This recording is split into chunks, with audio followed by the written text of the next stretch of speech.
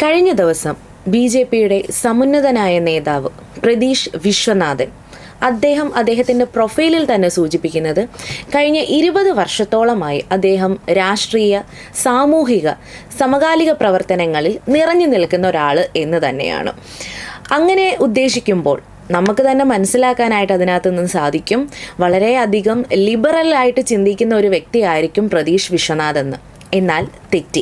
കാരണം അദ്ദേഹം കഴിഞ്ഞ ദിവസം അദ്ദേഹത്തിൻ്റെ ഒരു പോസ്റ്റിൽ സൂചിപ്പിച്ചിരുന്നത്, അദ്ദേഹത്തിൻ്റെ FB പോസ്റ്റിൽ അദ്ദേഹം പറഞ്ഞിരുന്നത് ഇങ്ങനെയായിരുന്നു: നമ്മുടെ നാട്ടിൽ ഒരു വിഭാഗം ആൾക്കാർ പറയുന്നുണ്ട് അവരിൽ കുറച്ച് പേര് മാത്രമേ ഉള്ളൂ തീവ്രവാദികളെന്ന്.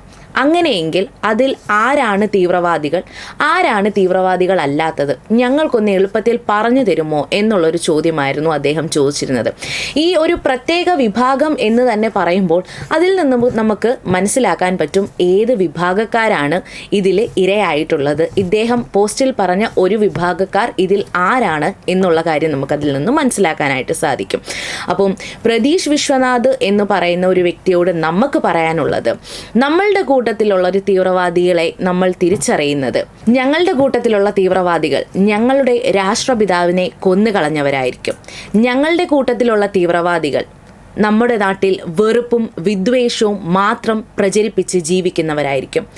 ഞങ്ങളുടെ കൂട്ടത്തിലുള്ള തീവ്രവാദികൾ ഞങ്ങളുടെ മതത്തിൻ്റെ മഹത്വം പറയുന്നതിനേക്കാൾ ഉപരി ഞങ്ങളുടെ മറ്റു മതങ്ങളെക്കുറിച്ച് വിദ്വേഷവും വെറുപ്പും പ്രചരിപ്പിച്ച് ഒരു വിഭാഗം ജനങ്ങളെ, ഞങ്ങളുടെ കൂട്ടത്തിലുള്ള തീവ്രവാദികളെ മനസ്സിലാക്കുന്നത് നമ്മുടെ നാട്ടിൽ ഏതൊരു സാമൂഹിക സാംസ്കാരിക സംഭവങ്ങൾ നടന്നാലും അതിന് ഒരു മതത്തിൻ്റെ മാത്രം പരിവേഷം നൽകി നമ്മുടെ ജനങ്ങളെ, നമ്മുടെ സാമൂഹിക വ്യവസ്ഥിതികളെ നമ്മുടെ സമൂഹത്തിൽ നിന്ന് മാറ്റി നിർത്തുന്നവരായിരിക്കും.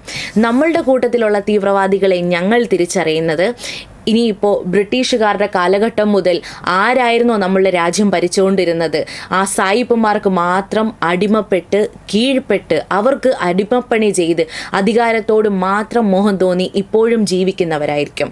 നമ്മുടെ നാട്ടിൽ ഞങ്ങളുടെ കൂട്ടത്തിലുള്ള തീവ്രവാദികളെ ഞങ്ങൾ തിരിച്ചറിയുന്നത് ഞങ്ങളുടെ സമൂഹത്തിനോ ഞങ്ങളുടെ ആൾക്കാർക്കോ യാതൊരുവിധ തരത്തിലുള്ള 10 പൈസയുടെ ഉപയോഗം ഒന്നും ചെയ്യാതെ അവിടെ തീവ്രവാദവും വെറുപ്പും വിദ്വേഷവും മാത്രം പ്രചരിപ്പിക്കുന്നവരായിരിക്കും.